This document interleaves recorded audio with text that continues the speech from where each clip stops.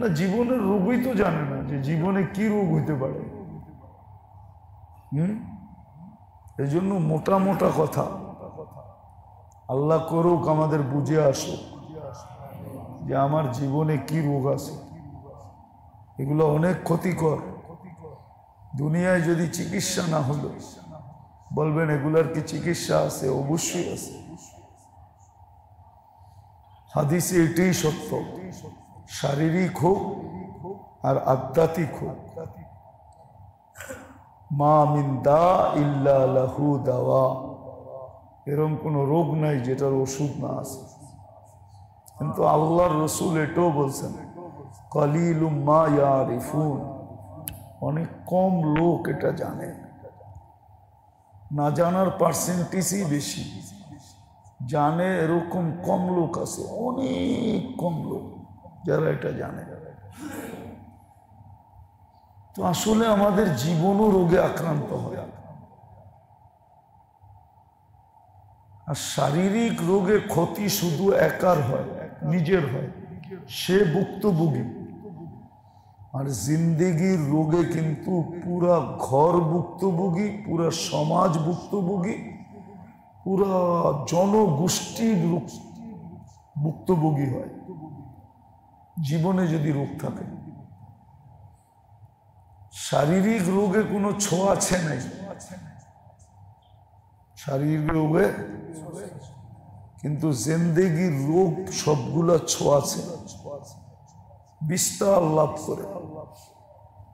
যদিও ডাক্তাররা একমত হবে না, ওরা বলবে শারীরিক রোগও বিস্তার লাভ করে। কিন্তু শারীরিক রোগ যতটুকু বিস্তার লাভ না করে, কসম খোদা, জিন্দেগির রোগ এর চেয়ে কোটি গুণ বেশি বিস্তার লাভ করে। তো জীবনের রোগের প্রথম রোগ যেটা আর কি, প্রথম যে রোগটা, এটা 99.99 মানুষের ভিতরে হয়, জীবনে রোগ হয়। এটা হলো ইয়াকিনের দুর্বলতা, আল্লাহর ওয়াদা এবং ওয়াইদের দুর্বলতা। আল্লাহর ওয়াদার বিশ্বাস, ওয়াইদের বিশ্বাস, করলে দিবে, না করলে শাস্তি দিবে, এই বিশ্বাসের দুর্বলতা, এটা হলো জীবনের রোগ, ইয়াকিনের দুর্বলতা। এটা বড় রোগ।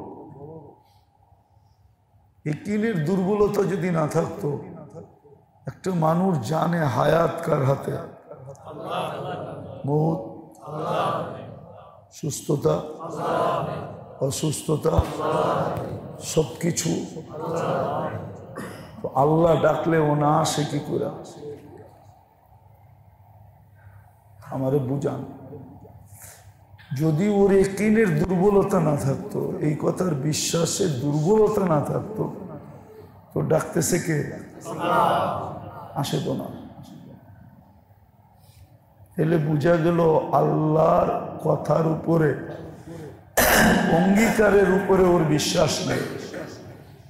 আছে কিন্তু, আছে কিন্তু দুর্বল, আছে কিন্তু দুর্বল, ইয়াকিনের দুর্বলতা।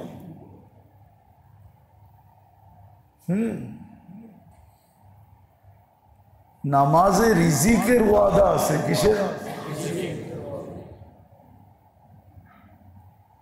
নামাজে কিসের ওয়াদা আছে? হাদিসে আছে, কোরআনে আছে, নাহনু নারযুকুকা।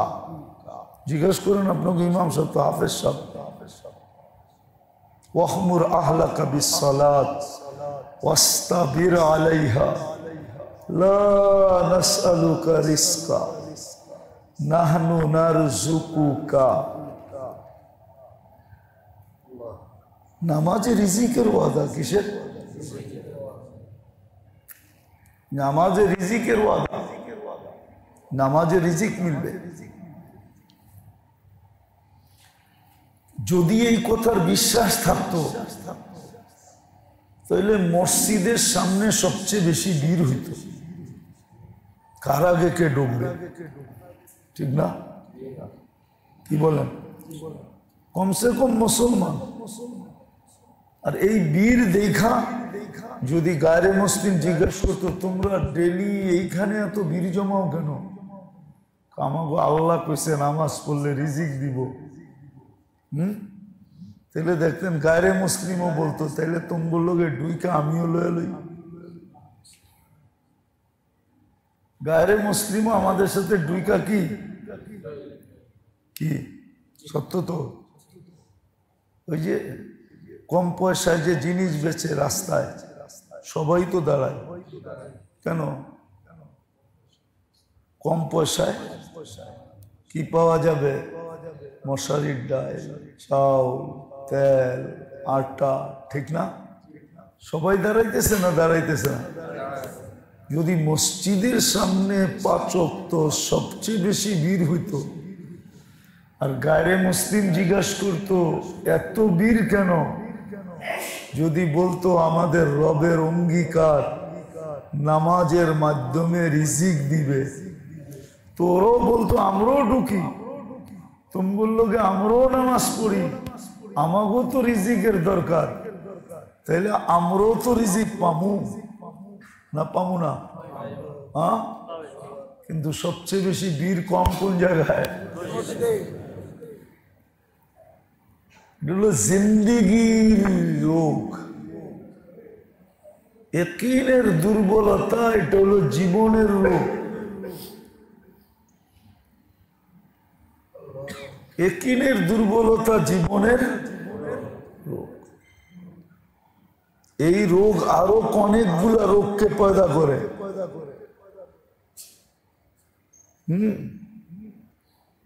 ইয়াকিনের রোগ, এটা জীবনের রোগ। একটা দেখাইলাম, এরকম অনেকগুলা দেখা যান, যারা জানে সব কার হাতে, হ্যাঁ, সবগুলা যার হাতে থাকে, মানুষ তো তার পিছিয়ে ঘুরে, ঠিক না? তাহলে পদস্থ পিছের মানুষে ঘুরে কেন? পদস্থ মানুষের সম্পর্ক মানুষ চায় কেন, ভালোবাসে কেন? ও জানে পদস্থ লোক ইচ্ছা করলে আমাকে কিছু দিতে পারবে, ঠিক না? কিন্তু এটার জন্য চাই ওনার সাথে আমার কি সম্পর্ক। তাইলে মানুষ সবচেয়ে বেশি লালায়িত থাকতো। যদি ইয়াকিনের দুর্বলতা না থাকতো, তাহলে মানুষ সবচেয়ে বেশি লালায়িত হতো আল্লাহর সাথে সম্পর্ক গড়ার জন্য। কিন্তু কয়জন আল্লাহর সাথে সম্পর্ক গড়ে? কেননা সব কার কাছে? আল্লাহ তো বলেই দিছে, ইন্দানা খাজাইন, তোমার জীবনে তুমি যা চাও সব ভান্ডার আমাদের কাছে, কারো কাছে নাই। সব আমার কাছ থেকে নিয়া বড় লোক, সব আমার কাছ থেকে নিয়া বড় লোক, সব আমার কাছে, কারো কাছে কিছু নাই। ইয়াকিনের দুর্বলতা যদি না হইতো, তাহলে সবচেয়ে বেশি সম্পর্ক মানুষ আল্লাহর সাথে গড়ত। আজকে সবচেয়ে কম সম্পর্ক কার সাথে? আল্লাহর সাথে সবচেয়ে কম সম্পর্ক। তাইলে হাদিসে কিতাবে এই লেখা আসতো না যে মসজিদ তো মাছের জন্য পানির মতো। দেখেন ফাজাইলে আমল উঠান, ফাজাইলে সাদাকাতে লেখা আছে মসজিদ মুসলমানের জন্য মাছের জন্য পানি যেমন, মসজিদ মুসলমানের জন্য তেমন। উদাহরণ কি? মাছ শান্তিতে কোথায় থাকে? তাহলে মুসলমান সবচেয়ে বেশি শান্তিতে থাকতো কোথায়? কিন্তু মুসলমান তো মসজিদে আসলে ছটফট করে, কবে বাইরে যাইব। ঠিক না? ছটফট করে না করে না? ছটফট করে।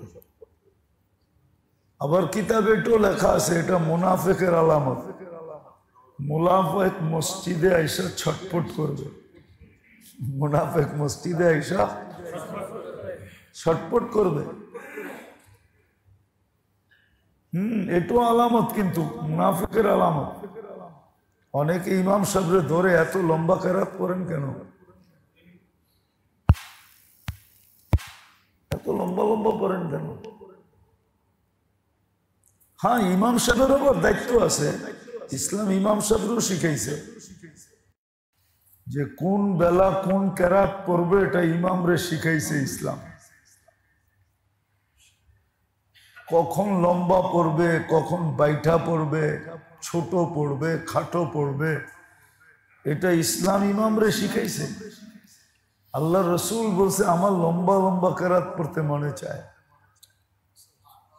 কিন্তু তোমাদের দিকে দেখা আমি ছোট ছোট পড়ি। এক সাহাবী এসে বলছে, ইয়া রাসূল আল্লাহ, অমুক রে লয়ে আর পারলাম না। মানি ওর জন্যই নামাজে যেতে মন চায় না। কেন? অনেক লম্বা লম্বা কেরাত পড়ে। আল্লাহ রসুল ডাইকা বলছে, বুখারীতে আছে, ওই তুই মুতানাফফির এত লম্বা লম্বা কেরাত পড়স কেন? মানুষ অসুস্থ থাকে, দুর্বলও থাকে, আবার প্রয়োজনওয়ালাও থাকে। এই জন্য শরীয়ত শিখাইছে বাজারের মসজিদ, ঘাটের মসজিদ। ঘাট বোঝেন? সদরঘাট চেনেন না? ঘাটের মসজিদ, স্টেশনের মসজিদ, হাইওয়ে মসজিদ, ওইখানে ইমাম গো চাই কেরাত ছোট ছোট পড়া শিখাইছে। যেমন গরিবরে শিখাইছে, ধনী গরিবরে শিখাইছে, ধনীর কাছে যাও না। তুবাল আমি তুবাল ফক তু বিসাল ফকির আলা বাবিল আমির। গরিবরে কইছে ধনীর কাজ দিও যেও না। সবচেয়ে নিকৃষ্ট ফকির যে ধনীর দরজা খটখটায়। আবার ধনীকে বলছে তুবাল আমির, তুমি সবচেয়ে দামি ধনী হইতে চাও, আলা বাবিল ফকির, ফকিরের দরজায় যায় টোকা দাও। ফকিরের দরজায় যায় যদি টোকা দিলাম, তোমাকে উত্তম ধনী হিসাবে আল্লাহ লিখবে, ডাকবে, হিসাব নিবে, এরকম উচ্চ মকাম দিবে জান্নাত। তো দুনো দলরেই বুঝাইছে। তো যেটা বলতেছিলাম যে আমাদের জিন্দেগিতে রোগ হয়, জীবনে রোগ হয়, শরীরে যেমন হয় আমাদের জীবনও রোগ হয়।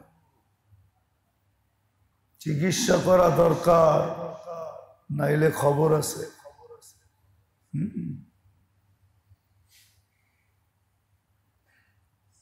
বেসিকলি জান্নাত মিলবে ইয়াকিন দিয়া। কি দিয়া? জান্নাত মিলবে কি দিয়া? ইবাদত দিয়ে জান্নাত মিলবে না। ইবাদত দিয়া তো নেয়ামত মিলবে। কি কি? আচ্ছা, বাড়ি নাই, আপনি সাপ লাগাইবেন কই? বাড়ি আগে তো বাড়ি লাগবো, ঠিক না? জায়গা লাগবো, ঠিক না? তারপরে না টিনের উড়ান, নাইলে বিল্ডিং উড়ান, এটা আপনার অভিরুচি, ঠিক না? আগে তো জায়গা লাগবো, ঠিক না? জান্নাতের জায়গাটা মিলবে ইয়াকিন দিয়া। এই জন্যই তো বলছে সবচেয়ে নবী রসুলদের পরে সবচেয়ে বড় জান্নাত পাবে আবু বকর সিদ্দিক রাদিয়াল্লাহু তাআলা। ওনার জমিনের পরিধি সবচেয়ে বড় হবে। তাহলে আপনারা বয়ানে কোন কেন? জাররা বরাবর ঈমান নিয়ে যে যাবে সে এই দুনিয়ার 10 গুণ বড় জান্নাত পাবে। বলেন না? চিল্লায় যা কেন বলেন? জান্নাতের জমিন পাবে ইয়াকিন দিয়া, জমিনের পরিধি বাড়বে ইয়াকিনের ভিত্তিতে।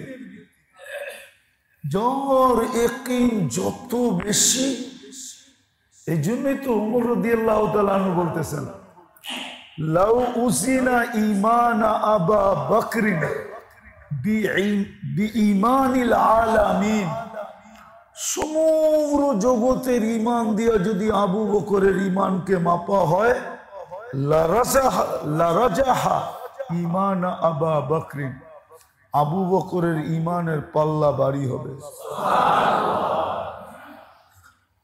আজকে আমাদের প্রথম রোগ যেটা জীবনের, সেটা হলো ইয়াকিনের রোগ। ইয়াকিনের রোগ আমাদের।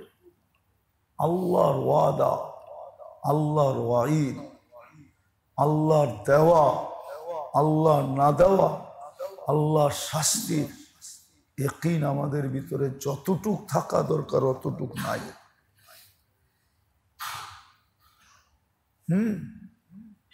যদি থাকতো এক যুবক এসে জিজ্ঞাসা করছে ইব্রাহিম ইবনে আদহামকে, কয় গুনাহ করতে মনে চায়, কয় কর, কেনা করছে, কিন্তু করিস যেখানে আল্লাহ না দেখে। কর, কেনা করছে, কিন্তু করিস এমন জায়গায় যায় যেখানে আল্লাহ। ইব্রাহিম, আল্লাহ দেখে না এরকম কোন জায়গা আছে? কোনো জায়গাই তো নেই। তাইলে করিস না, তাইলে করিস না। ইয়াকিন যদি থাকতো, আমারও নাই, দোয়া করেন আজকে সবাইকে আল্লাহ ওই ইয়াকিন নসিব করুন। ইয়াকিন যদি থাকতো তাহলে তো মানুষ গুনাহ করতে পারে না। হ্যাঁ, ভুলে হয়ে যেতে পারে। এই আয়াত যদি মনে থাকে তাহলে হইতে পারে না। বিআন্নাল্লাহা ইয়ারা, কোরআনে আছে না? নাই? বানাইলাম? বিআন্নাল্লাহা ইয়ারা, আল্লাহ কিন্তু দেখতেছে। ইয়াকিন না থাকার কারণে, ইয়াকিনের দুর্বলতার কারণে আজকে গুনাহ হইতেছে। গুনাহ, ইয়াকিন যদি মজবুত হইতো, ইয়াকিন, ওয়াদা, ওয়াইদ, আল্লাহর দেওয়া না দেওয়া, আল্লাহর পুরস্কার শাস্তি সবকিছু আল্লাহর হাতে, এই ইয়াকিন যদি 100% থাকতো, যতটুক দরকার, এই ইয়াকিনের দুর্বলতার রোগ সবার জীবনে আছে। আর এই রোগের থেকে হাজারো রোগ তৈরি হয়। এই রোগের থেকে হাজারো রোগ তৈরি হয়। দুই চারটা দেখাই। ইয়াকিনের দুর্বলতার থেকে লোভ তৈরি হয়, লালসা তৈরি হয়। লোভ, লালসা, লোভ, লালসা, হিংসা, বিদ্বেষ। হিংসা, আরেকজনেরটা দেখা হিংসা করে, আরেকজনেরটা দেখা হিংসা করে। ওর ইয়াকিন নাই, ইয়াকিনের দুর্বলতা। ও তো জানে যালিকা ফাদলুল্লাহ ইউতি মান ইয়াশা, এটা আল্লাহর বন্টন, আল্লাহ ওরে দিছে, আজকে কালকে আমাকে দিবে।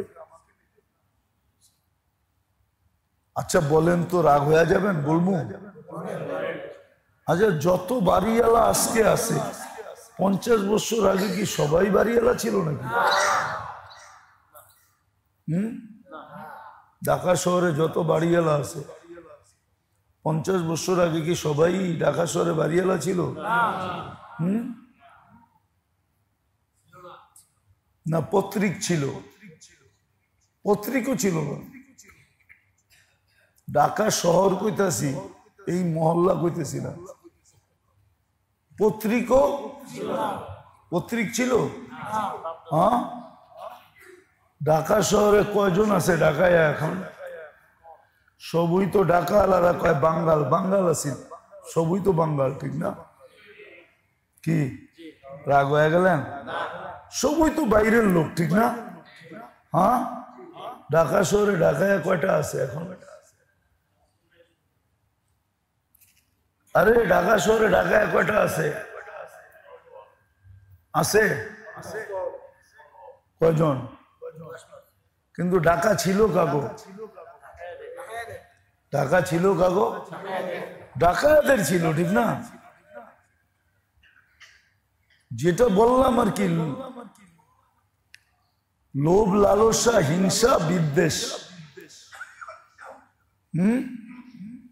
হিংসা। তো ঢাকা যত বাড়িওয়ালা আছে, কারোই তো 25-30 বছর আগে ঢাকা বাড়িই ছিল না, ঠিক না? কি যেমনে হোক আর তেমনে হোক, আল্লাহ ঢাকা বাড়ি দিছে তো না, দেয় না? হইতে পারে ওরে আজকে দিছে, কালকে আল্লাহ আমারে দিব, ঠিক না? কিন্তু ইয়াকিনের দুর্বলতার কারণে হিংসা, বিদ্বেষ তৈরি হয়, লোভ, লালসা তৈরি হয়, লোভ তৈরি হয়, লোভ, লোভ, লোভ তৈরি হয়, লোভ। মানুষের ভিতরে ইয়াকিনের দুর্বলতার কারণে লোভ তৈরি হয়, লোভ। মানুষ লোভী হয়। কি এখন যেরকম সমাজের আমরা সবাই লোভী, লোভী না? অস্বীকার করতে পারবেন যে আপনার ভিতরে লোভ নাই? হ্যাঁ, বলতে পারবেন সাহাবাদের মতো, আলী রাদিয়াল্লাহু তাআলা আনহুর মতো? কয় মজদুর রাখবি, কয় রাখমু, কিন্তু শর্ত কি? কয় এক বালতি এক খেজুর, এক বালতি পানি উঠাবি, এক খেজুর দিব। কয় খেজুর গণ, আমি বালতি গনি। কিন্তু ইহুদি ভাবছিল আজকা তোরে বাটে পাইছি, আজকা তোমাকে বাটে পাইছি, খাটানের মতো খাটামো, কেন আমার পুরা বাগানে পানি দিতে হবে। কিন্তু ওর কি জানতো যে এই বেটার লোভ নাই? ও কি জানতো? খেজুর গণ, আমি বালতি গনি। একটু পরে জিজ্ঞাসে, কিরে খেজুর কয়টা হইলো? আমার 2 হাত বেড়ে গেছে। এদিকে নিয়ে আয়, নিয়ে আয়, দে, হ 2 হাত বেড়ে গেছে। হাযা ইয়াকফি লিআলি রাসূলিল্লাহ আল-ইয়াউম, আজকে আমারও চলবো, ফাতেমারও চলবো, হাসান হোসাইনেরও চলবো, 2-4টা আল্লাহর রসুলকেও দিতে পারবো। হইয়া বালতি ছেড়া দিছে, হয়ে গেছে নি অবেলা। আগে যাত্রা বাড়িও দেখতাম, এখন হয় কি না জানি না। সকালবেলা সব মজদুররা এসে এখানে জমা হইতো, যার জাল লাগতো সে ওইখানে যায় দরদাম করে 2-4-5 জন করে নিয়ে যেত, ঠিক না? এখন আছে? কোন জায়গায়? ও আছে তাইলে। হ্যাঁ, আর এখন তো আর আসা হয় না, ছোটবেলা আসা হইতো আর কি। তো দেখতাম। তো অবেলা হয়ে গেছে, দুপুর হয়ে গেছে, একটু সময় গড়ায় গেছে, এখন মজদুর পাবে না। আলী রাদিয়াল্লাহু তাআলা বালতি ছেড়া দিছে যে আজকেরটা হয়ে গেছে, চললাম, কালকেরটা কালকে দেখা যাবে, কালকেরটা কালকে, আজকে যে আল্লাহ এতটুক দিছে কালকে আবার দিবে। দিলে তো আলহামদুলিল্লাহ, না দিলেও না। ইয়াকিন দুর্বল না, ইয়াকিনে রোগী না, এই জন্য লোভ নাই। তো ইহুদি দেখতেছে, ইহুদি লোভ দিতেছে, লিকুল্লি দালবিন কাদা। প্রথম বলছিল কত, এখন কি বলে? 2 হাতে যতটি আছে প্রত্যেক বালতির বদলা এতটি দিব। মনে হয় বোঝেন নাই। এখন এক বালতি উঠাইলে 2 হাতে যা খেজুর আটে অতটি দিমু। এতক্ষণ কি বলতেছিল? আলী রাদিয়াল্লাহু তাআলা আনহু বলে, শুন, লাউ আতাইতানি লিকুল্লি দালবিন দালবা, যদি প্রত্যেক বালতির বদলা 1 বালতি খেজুর দেস, তারপরও এই বালতি হাতে উঠবে না। মুসলমান লুবি না, তুই লুবি। যেমন আরেকটা কাহিনী বলি, মদিনায় এক ইহুদির কুয়া ছিল, ওটাই সবচেয়ে বেশি পানি ছিল, আর পানিও সেমন পানি ছিল। আল্লাহ রসুলও মাঝে মাঝে যেতেন, কিন্তু ইহুদি এই পানি মুহাজির আনসারকে খুব কষ্ট দিয়ে দিতেন। আল্লাহ রসুল সাল্লাল্লাহু আলাইহি ওয়াসাল্লাম একদিন মজলিসে বলতেছিল যে পানির ব্যবস্থা তো নাই। এমন টাইমে ওসমান রাদিয়াল্লাহু তাআলা আনহু আসছেন, বলছে, ওসমান, পানির ব্যবস্থা তো নাই। মুহাজির আনসারের ইহুদির একটা কুয়া আছে, পানি বড় সুমিষ্টি, অনেক পানি। আলোচনা করতেছিলেন, কিন্তু উসমান রাদিয়াল্লাহু তাআলা আনহু বুঝছেন আল্লাহ রসুল এই কুয়াটা চায়, কিন্তু এটার মালিক কে? ইহুদির রগও উনি চিনতেন, ইহুদিদের রগ চিনতেন। যে বলছে কুয়া বেচবি, কয় না। উনি আসল রগে চাপ দিছেন, কত হইলে বেচবি না? বেচবি না বললাম, কিন্তু কত টাকা হইলে বেচবি না? তোর লোভের সমুদ্রে ডিল মারছে, ঠিক না? কত টাকা হইলে বেচবি না? এটা হলো লোভের সমুদ্রে ডিল মারতে দেরি। পুষ্করিতে ডিল মারলে দেখেন না ঢেউ উঠে, ও ঢেউ উঠতে দেরি হয় না, ওই গাঠটি বইরা চাইছে, এত ডি হইলে বেচবি। ওসমান বলতে দেরি, উসমান রাদিয়াল্লাহু আনহু বলছে, ডান, কিনা ফেললাম, কিনা ফেললাম। বস বাড়িতে আয়া টাকা নিয়ে ওর মাথায় মেরা দিছে, যা, তোর লোভের থেকে আমি কাম বানায় নিলাম, তুই লোভী না হইলে কাম বানাইতে পারতাম না, তোর লোভ আমার কাম বানায় দিছে, যা পয়সা লয়া বাঘ। আর ছুটতে ছুটতে আল্লাহ রসুলের কাছে গেছেন, যা বলছেন, ইয়া রসুল আল্লাহ, কুয়া কিনা ফেলছি। কত দিয়া? কয় গাঠটি দিয়া, গাঠটি। আর কুয়া মুসলমানের জন্য হাদিয়া। আজকের থেকে এটার মালিক মুহাজির আর আনসার, এরা খাইয়া বাঁচলে অন্য খাইব, নাইলে খাইব না। তো কয় কত টাকা দিছ? কয় না, গাঠটি দিছি। আল্লাহ গাঠটি পাঠাইছে। আজকে তোমার আর আল্লাহর প্রতিযোগিতা চলতেছে। কয় তুমি দিছ কাগজের গাঠটি, আল্লাহ পাঠাইছে মাগফিরাতের গাঠটি। ওই দিনই আল্লাহ জিবরিল আলাইহিস সালামের মাধ্যমে ওনাকে বলছিলেন, ইফআল মা শিতা, যেমন মনে চায় এমন জীবন কাটাও,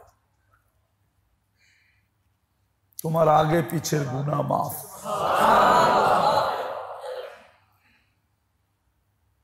তো ইয়াকিনের দুর্বলতা, এটা কিন্তু জীবনের রোগ, এটা শরীরের রোগ না।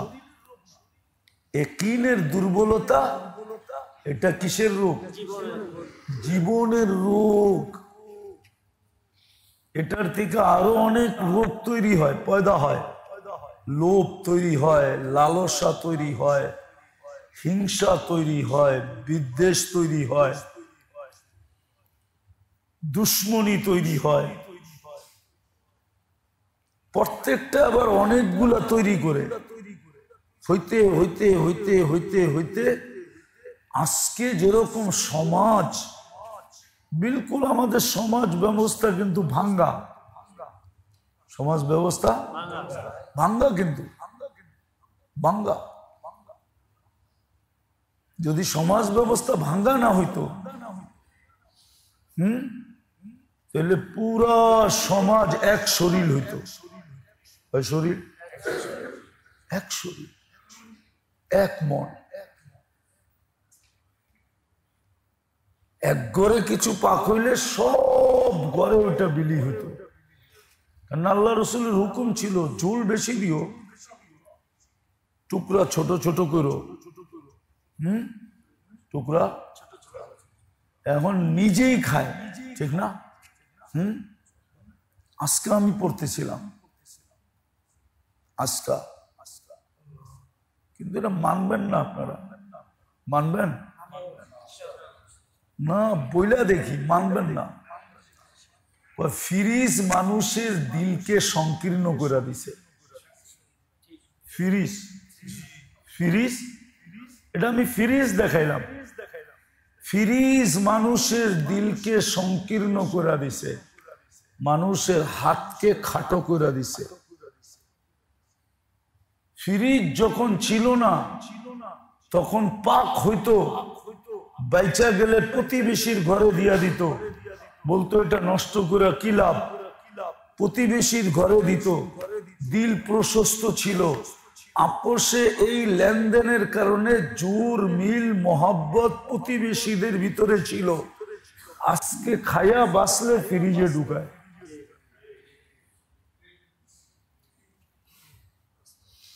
মনে হয় বোঝেন নাই? না, বোঝে নাই হুজুরে, হুজুরে বোঝে নাই, বুঝছেন? ফিরিজ মানুষের জীবনকে কি করে দিছে? হাত ছোট করে দিছে, দিলকে ছোট করে দিছে। এই জন্য প্রতিবেশীর ভিতরে মহব্বত কম, ডাকলেও আসে না, বিপদে পড়ে ডাকলেও আসে না। কি দরকার ওর বিপদে, যে আমরা আবার কোন বিপদে পড়ি? এখন সাপ কথা কি বলে, ও ডাকলে ওর বিপদে যাইয়া আমরা আবার কোন বিপদে পড়ি? এখন নতুন একটা কথা বানায় নিছে, ঠিক না? ওর বিপদে যায় আবার আমরা নতুন কোন বিপদে পড়ি, ঠিক না? এই জন্য দরকার নেই, যাওয়ার দরকার নেই, যায় না। আর আগে কি ছিল, ও বিপদে পড়ছে, চল যাই। তুই যদি বিপদে পড়স, মরলে মরমু, মরলে মরমু, এই জন্য আমার প্রতিবেশীর বিপদ দেখবো না। ফিরিজ আমাদেরকে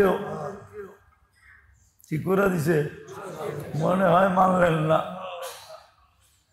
মনে হয় মানলেন না। কথাটা ভালো লাগলো না, ঠিক না?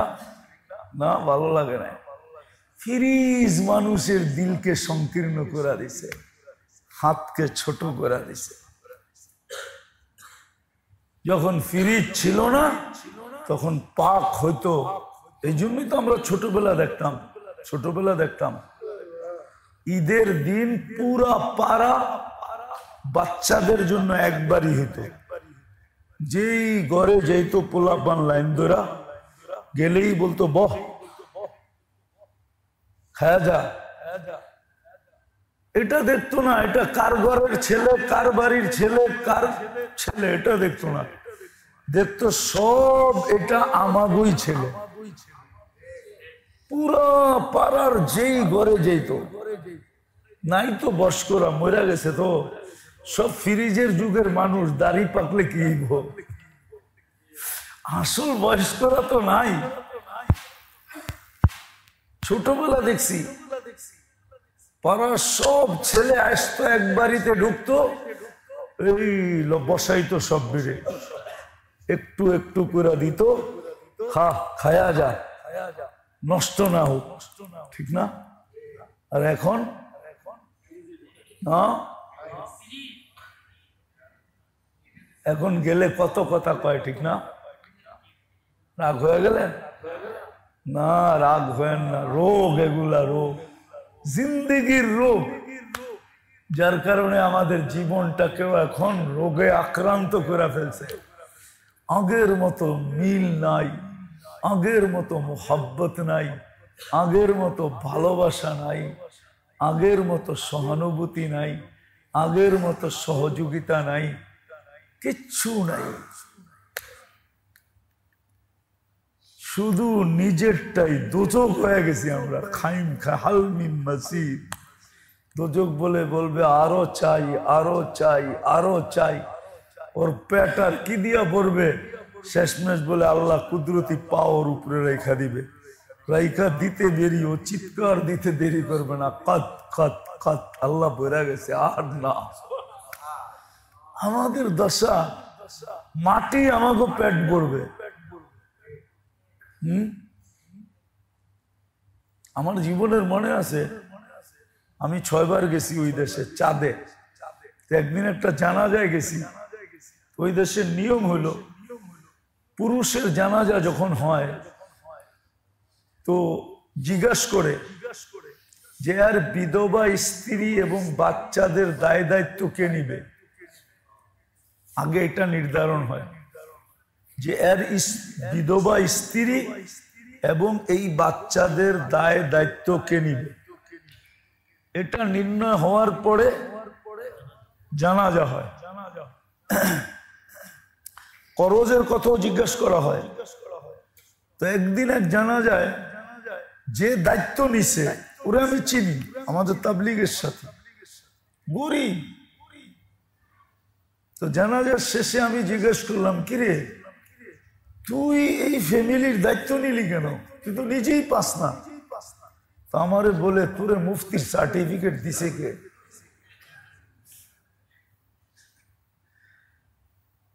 খুব বন্ধুত্ব। 6 বার গেছি না আমি। আমার একটা পরিচিতি আছে ওই দেশে, একবারে রাষ্ট্র লেভেল পর্যন্ত। আমি একটু মিশুক মানুষ, বাবলয়া চলি কম। মুরব্বীরা গেলে তো মুরব্বীদের মতো বাবলয়া চলে, আমি তো আর মুরব্বী সুরব্বী না। আমারও কয়, তোরে মুফতির সার্টিফিকেট কে দিছে? আমি কেন? এটার লোকে মুফতির লোকে কি সম্পর্ক? তুই কি পড়স না হাদিসে, আনা ওয়া কফিলুল ইতিমি কাহাতাইন। আমি, আল্লাহ রসুল বলছে আমি আর যে এতিমদের ভরণ পোষণের দায়িত্ব নিবে কিয়ামতের দিন, স্বাভাবিকভাবে আল্লাহ 2 আঙ্গুলের ভিতরে যতটুকু দূরত্ব বানাইছে সে আর আমি এতটুকু দূরত্বে থাকবো। তুই কি হাদিস পড়স না? আমি তো পড়ছি তো বটে, কিন্তু তোর কাছে তো কিছু নাই। আবার এই কথা কস, কয় এক রুটি থাকলে 1 রুটি ভাগ করে খামু।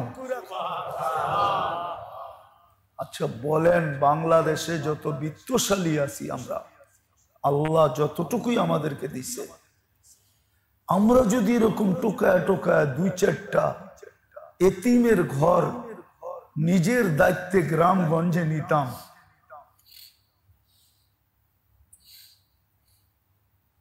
তাহলে মনে হয় বাগে পাওয়া যেত না।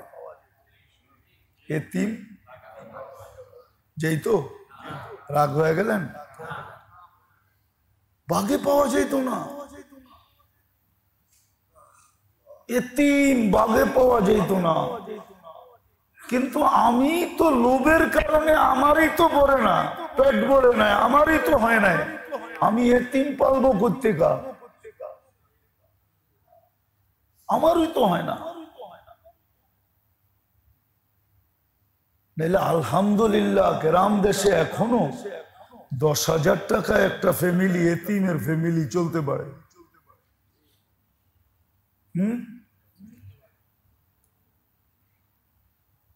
তো আমি জিজ্ঞাসা করলাম, তোদের দেশে এই নিয়মটা কেন? আর একটা মজার কথা শোনেন, এটা শুনেই শেষ করতেছি। আমি তোদের দেশে এই নিয়মটা কেন? তো বলল, শোন, যদি এই এতিমদের দায় দায়িত্ব না নেওয়া হলো, তাইলে এই মহিলা সে যেন একটা সাগরের ভিতরেই এখন পড়া আছে, সে কোনো কুল কিনারা দেখবে না, ঠিক না? এতিম গুলাকে পালতে যায়া হাজারো আমাদের সামাজিক ক্রাইম তৈরি হতে পারে। অনেক মানুষ আছে তার দিকে চোখ তুলা দেখবে,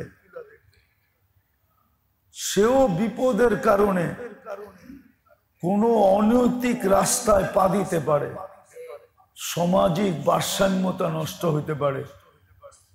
অনেক কিছু বলার পরে বলল, শুন, আমাদের চাঁদে 100 টাকা দিয়ে বিয়া করা যায়। আমি 6 বার গেছি, 6 বার।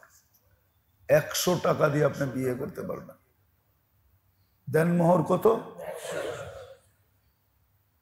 রাজি হবে ছেলের বাপ, মেয়ের বাপও রাজি হবে, মেয়েও রাজি হবে। কিন্তু বলে যে 100 কোটি টাকা দিয়ে আমাদের দেশে জিনা সম্ভব না। 100 কোটি দিয়েও তুই জিনা করতে পারবি না। বলে এটা চাঁদের মেয়েদের বৈশিষ্ট্য, 100 টাকায় বিয়া বসবে, কিন্তু জিনা।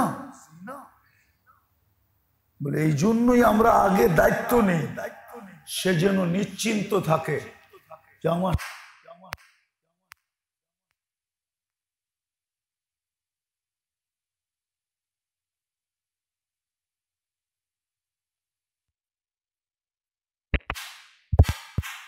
আমাদের সমাজের অবক্ষয় এই জন্যই।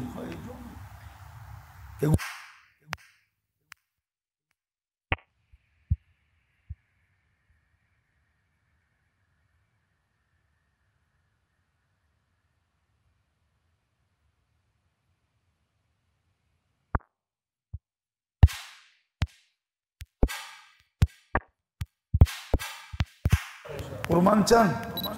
আমি প্রমাণ